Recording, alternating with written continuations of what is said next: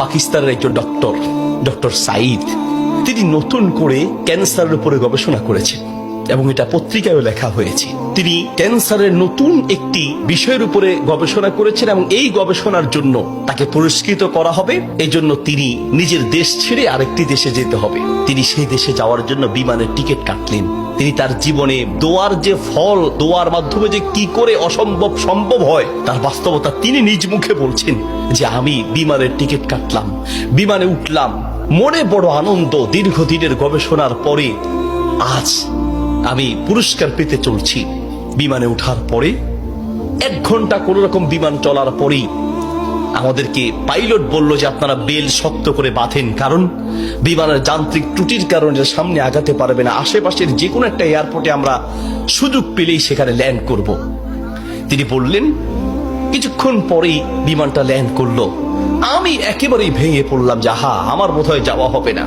বিমান ল্যান্ড করার পর জিজ্ঞেস করলাম এটা কি যাবে? বলছে যে ত্রুটি, এটা আজকে যাবে না। তাড়াতাড়ি বলছেন যে আমি সেই বিমান বন্দরে বিমান থেকে নেমে চলে গেলাম ইমিগ্রেশন কাউন্টারে, গিয়ে বললাম যে আমি তো ওই জায়গায় যেতে চাই। পরবর্তী বিমান কখন? বলছে পরবর্তী বিমান কমপক্ষে 16 ঘন্টা পরে, আর এই বিমান যাওয়া সম্ভব নয়। তাহলে আমি কি করব?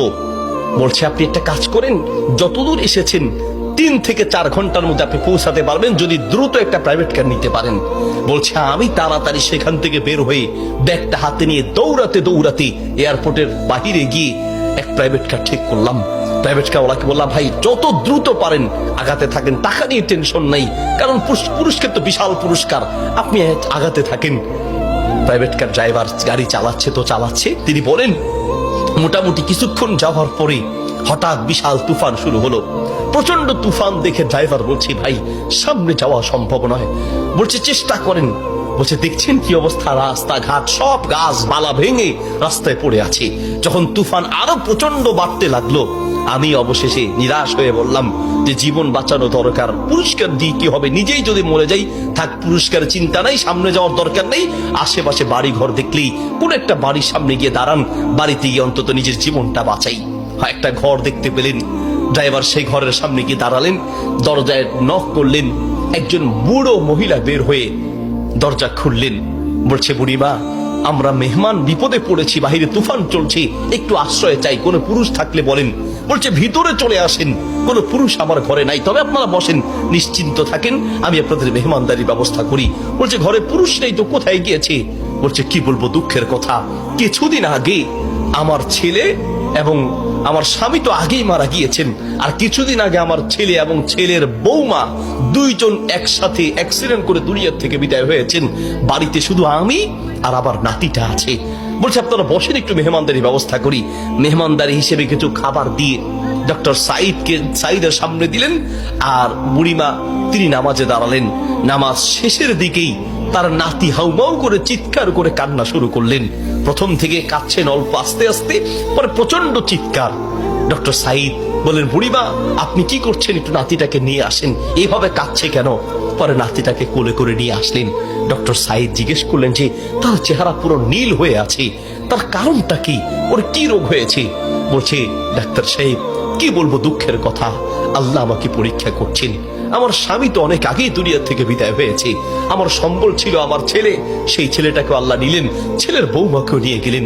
আমার এই নাতিটা কোন রকমে আমার কাছে ছিল, তাই সে যায় নাই, এই জন্য অ্যাক্সিডেন্ট করে তারা মারা গিয়েছে, কিন্তু ছেলেটা রয়ে গেল। এখন এই ছেলেটার একটা কঠিন মারাত্মক ক্যান্সার হয়েছে, যার চিকিৎসা আমাদের দেশে সম্ভব নয়। ডাক্তার সাইদ বলছে আপনি কি দেখিয়েছেন? বলছে হ্যাঁ, এটা নতুন ধরনের ক্যান্সার, এলাকায় যাকেই দেখাই সবাই একই কথা, আমাদের পক্ষে সম্ভব নয়। তো ডাক্তাররা কি পরামর্শ দিয়েছে? বলছে পাকিস্তানে যেতে। পাকিস্তানে একজন ডাক্তারের নাম বলেছে, তিনি এই নতুন রোগের, এই নতুন ক্যান্সার উপরে তিনি গবেষণা করেছেন, তার কাছে গেলে নাকি ভালো হবে। ডাক্তারের নাম বলেছে? বলছে নাম তো বলেছে, কিন্তু ঠিকানা তো কিচ্ছু জানা নাই।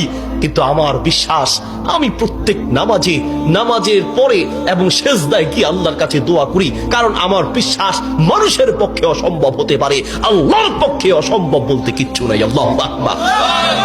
আমি প্রতিদিন নিয়মিত আল্লাহর কাছে দোয়া করি, মালিক আমি তো সেই ডাক্তার হসপিটাল কিচ্ছু চিনি না, আমার পক্ষে চেনা সম্ভব নয়, তার কোনো ঠিকানাও কারো জানা নাই। তিনি নাকি পাকিস্তানের ডাক্তার। বুড়িমা বলেন তো সেই ডাক্তারের নাম কি?